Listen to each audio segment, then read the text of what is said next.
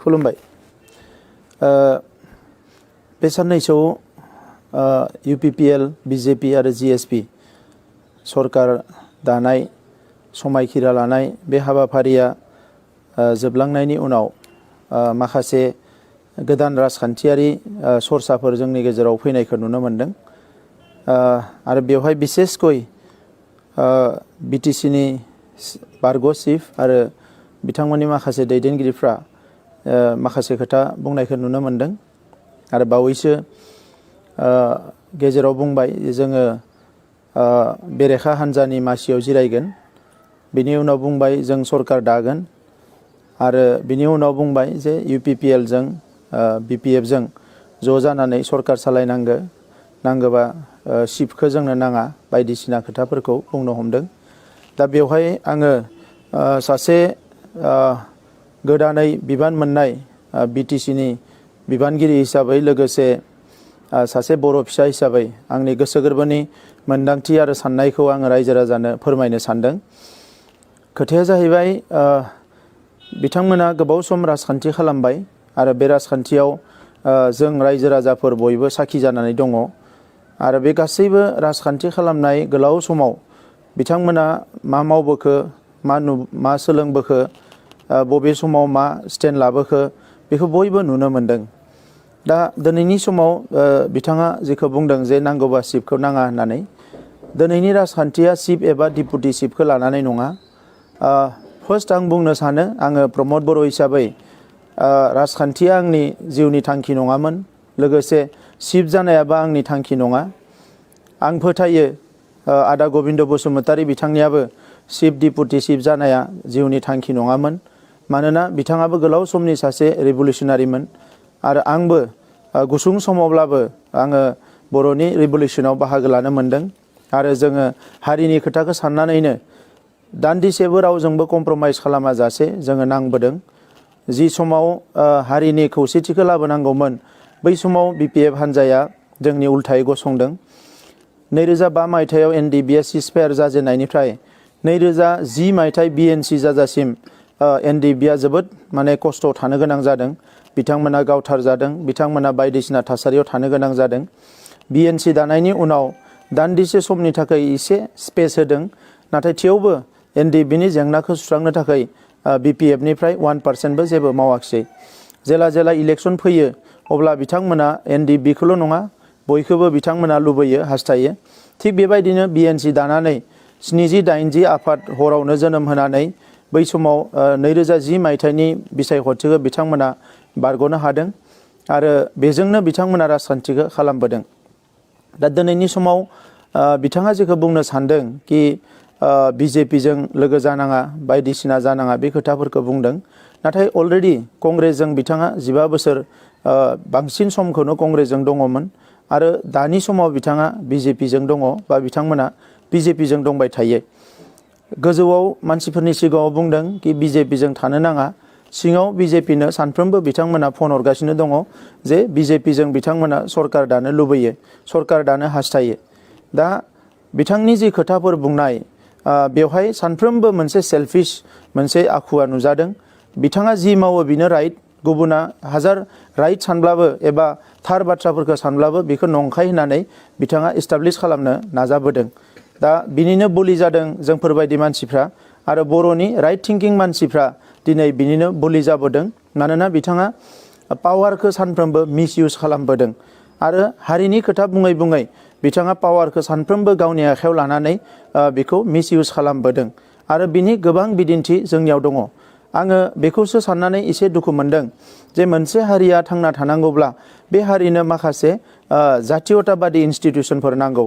दा बे जातीयताबादि इन्स्टिटिउसननि आंबो मोनसे समाव बिबानगिरिमोन आरो बै समाव जोङो हारिनि खहा जानाय जेबो खोथा सानफेराखैमोन। जि क्राइसिसआनो फैया मानो हारिनि खहा जागोनब्ला जों जयै गसंबोदोंमोन। नाथाय माखासे दैदेनगिरिफोरनि आखुखौ नुनानै आङो सोमोनांदों। दा बिथांमोना दा गोबां समाव आं नुदों कि सोरबाया जुदि हरखौ सान होनोबा बिथांमोनाबो सान होननानै बुंफानो नागिरो। आरो दिनै लास्ट मुहूर्तआव मैयानिफ्राय साफा सानै मानसिफ्रा फन खालामनानै बर'जों बर' जानांगौ होननाय खोथाखौ मैयानिफ्राय रायलायदों। नाथाय आं नोंथांमोननो बुंनो सानो जुन मासावनो बिटिसिनि बारग' चिफ बिथांजों जोङो गवायाव रायलायदोंमोन, दिल्लीयाव रायलायदोंमोन। बै समाव गोबां परिबेस दङमोन, नाथाय बै समाव बिथांनि रायलायनाया अनलि पलिटिक्समोन। जोङो लुबैदोंमोन जातीय जेंनाया सुस्रांनांगो, एनडिबिनि गोरोबथाया जानांगो। बे गासैबो खोथाफोरखौ जों लुबैनानै बिथांजों जोबोद मोनसे पजिटिभ गोसो लानानै जों रायलायहैदोंमोन।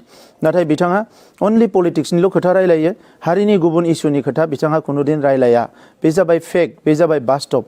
बिनि उनाव राहा मोनै जानायावसो जोङो हारिनि जेंनाखौ बारा गोबाव दोननो हानाय नङा होननानै एनडिबिनि लिडारफोर, एबसुनि लिडारफोर, माखासे सानसुमैफोर ज' रायलायनानै जोङो एकर्ड खालामनो थाखाय सिगांदों। नङाबा इयुननि समाव हारियाव गोबां बेले बेजे फैगोन होननानै। आरो बेखिनि समाव बिथांनि रला कमप्लिटलि नेगेटिभमोन। थांनाय 17 बोसोराव एकर्ड खालामनो थाखाय गभर्नमेन्टजों बिथाङा गोबां स्कप मोनदों, नाथाय इसेबो खामानिखौ बिथाङा मदद खालामाखिसै। एनडिबिनिल' नङा, हारिनि गुबुन गुबुन जेंनायाव बिथाङा खुनुदिन जेबो रल लाबोआखिसै। एफा एनै फैसा होनायखौ जोङो नुबोनो मोन्दों। बर'नि आफादफोरनो बिथाङा फैसा होदों, जथुम्मा खुंनो फैसा होदों, बेरायनो फैसा होदों, ओरै ओरै थांनो फैसा होदों। नाथाय सरकार हिसाबै हारिनि जेबो जेंनाखौ सुस्रांबोआखिसै। दिनै बड'फानि जि जोनोम सान 30 मार्च बेखौ जोङो फरायसा सान हिसाबै फोसावनांगौ होननानै गावनिनो गभर्नमेन्टखौ बेसेबां रिक्वेस्ट खालामबोबाय, दिनैसिम फोसावाखिसै। आसाम गभर्नमेन्टआ बेखौ मालाबानो प्रप'जेल हरबाय, नाथाय बिथांमोना मालाबाबो पजिटिभ नटखौनो हरफेराखिसै। दा बिनि उनाव गुबुन गुबुन बाथ्राफोरखौथ' जोङो बुंनोनो नाङा, गासैबो दिनै पेन्डिं जाजोबनानै थाबाय।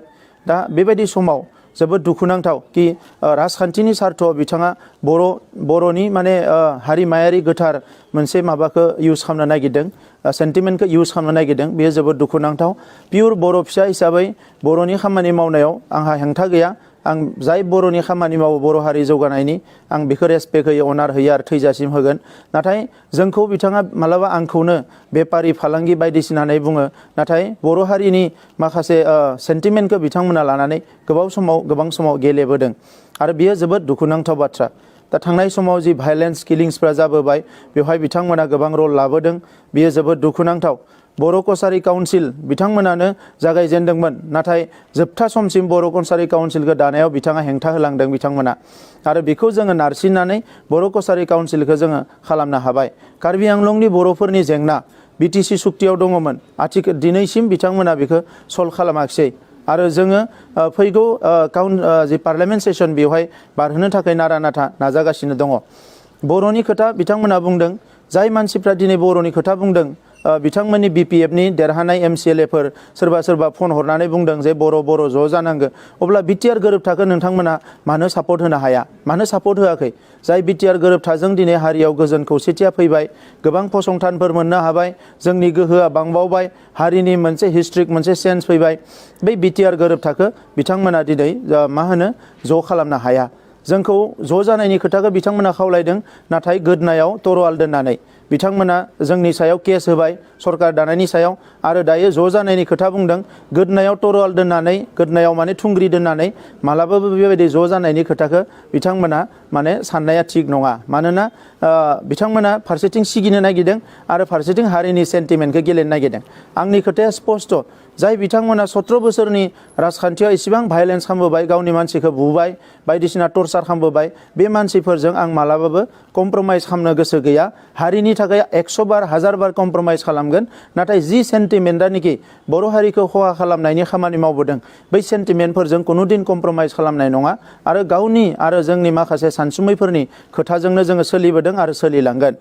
बर'नि खोथा बुंनाय लोगो लोगो आं बेखौबो बुंनो सानदों कि दिनै जि पिसिडिआरनि बाथ्रा, एसेबां जुदि हारि अनफावरिमोनब्ला पिसिडिआरनि थांनाय 7 एमसिएलएखौ मानो अनाखिसै, मानो इसेबो नायाखिसै? दिनै बे पिसिडिआरनि एमसिएलएफ्रा दिनै बै समाव बेसेबां हालाय हाफाय जाबाय, बिथांमोननि खुनु मोनसे खामानिखौनो मावनानै होआखिसै। दा बेजों लोगोसे दिनै बर' मिडियाम स्कुलनि अबस्थाया जोबोद गाज्रि।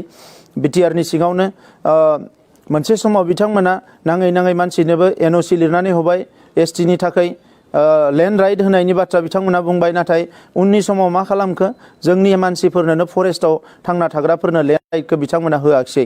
दा बेफोरो जोबोद दुखुनांथाव बाथ्रा। फैबाय थानाय समावबो कमप्रमाइज खालामनायनि खोथा गैया। मालाबा जुदि बेबायदि अलखद फैयो, बेबायदि डेन्जार फैयो, अब्ला बेखौ जोङो रायजो राजाफोरनो जोंनो खोन्थाग्रोगोन, जोंनो बिनि थाखाय जुजिग्रोगोन। मानोना गोबाव सम जोङो मालाबाबो कमप्रमाइज खालामबोआखै। इलेक्शननि समाव गोरिब गुन्द्रा आइ आफा रायजो राजाखौ बायलाय फानलाय खालामनानै थाखा फैसाखौ दिनै राननानै खालामबाय। दिनै इलेक्शन देरहाखांनायनि उनावबो पाब्लिकनि मेन्डेट लानानै पिपुल्सनि मेन्डेट लानानै जायफोरनिखि जोंनि रिप्रेजेन्टेटिभ जाबाय बिथांमोनखौबो बिथांमोना हर सान बायनो थाखाय नाजागासिनो दङ। बहाबा फैसा लानानै कौटि कौटि ठिकादारफोरखौ बाहायदों, सोरखौबा बाहायदों। दा मानो जोंनि मानसिफोरखौ बेबायदि बायलाय फानलायावल' बिथांमोना इउज खालामनो नागिरो? मानो मोनसे हलिस्टिक एप्रोच थानो हाया? मानो मोनसे अनार थानो हाया? मानो मोनसे अननाय थानो हाया? दा बै खोथाफोरखौ लानानै दिनै जोंहा साननो गोनां जादों। आरो जायफ्रा दिनै पजिटिभ एप्रोच लानानै खामानि मावगोन बिसोरखौ जों बरायगोन। जायफ्रानिकि नेगेटिभ एप्रोच लानानै खामानि मावगोन बेखौ जोङो कुनुदिन बरायनो हानाय नङा। दा नंखायनो जि पलिटिक्सखौ बिथांमोना गावनि सेल्फिश इन्टारेस्टनि थाखाय खालामदों बे पलिटिक्सआव जों सापर्ट खालामनो हाया। जुदि हारिनि थाखाय गमामायैनो मावनो ओंखारोब्ला बिथांमोनखौ जोङो बरायगोन आरो उननि समाव जोङो हास्थायगोन जे बिथांमोना मोनसे मोजां एप्रोच लानानै गोरोबलायनानै खामानि मावगोन। मानोना 19 बोसोरनि जि मोनसे बिटिसि खुंथाय बेखौ 5 दिनावनो आङो हमनो हाबाय जे बेवहाय कुनु सिस्टेम गैया, कुनु मोनसे डिपार्टमेन्टआ सिस्टेमजों सोलियाखै, कुनु मोनसे खामानिया प्रपारलि टेन्डार जाबोआखै, कुनु मोनसे खामानिया जेरैबायदि मावनांगौ बेबायदि मावबोआखै। करर करर थाखा बिथांमोना लेफ्ट राइट बरननानै जादों। गासैबो सेस खालामजोबनानै सिस्टेमखौनो धंस खालामनानै थांबाय। मैयासिम जोङो मिथिनो हादों 2300 करोड़ माने लाइबिलिटिस दङ। मोनसे मोनसे डिपार्टमेन्टआव 10% 5% खामानि मावनाय एडमिनिस्ट्रेटिभ एप्रुभेल होनानै गालांदों। आरो मैयायै आङो 219 करोड़नि माने बिथांमोननि जि मोनसे लाइबिलिटिस जेरावनोखि कुनु खामानि मावालासिनो एडमिनिस्ट्रेटिभ एप्रुभेल होदों बेखौ आं मैया केन्सेल खालामदों।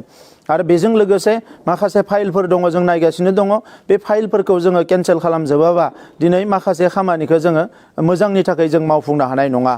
दा बिनि थाखायनो आङो रायजो राजा नोंथांमोनखौ खावलायो नैबे समाव कुनु गोनो गोथो जानांगौ खोथा गैया।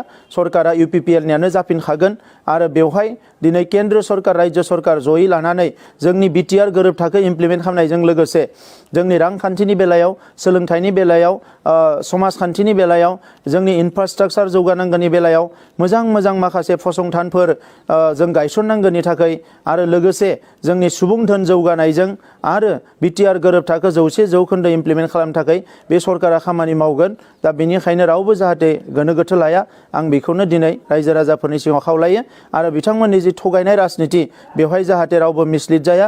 आङो BPFनि देरहानानै थानाय MCLA बिथांमोनखौ खावलायो हारिनि जौगानायनि खामानि मावनो थाखाय नोंथांमोनाबो जिहेतु बुजिखायो सोर मा मावनो हायो आरो हाया। बेनिखायनो नोंथांमोनाबो UPPLजोंनो थाफानांगौ आरो मोनसे फैगौ 5 बोसोराव गोग्गो सरकार दानानै हारि जौगानायनि खामानि मावनायाव मदद खालामनांगौ आं बेखौनो खावलायो। गोजोन्थों। खुलुमबाय।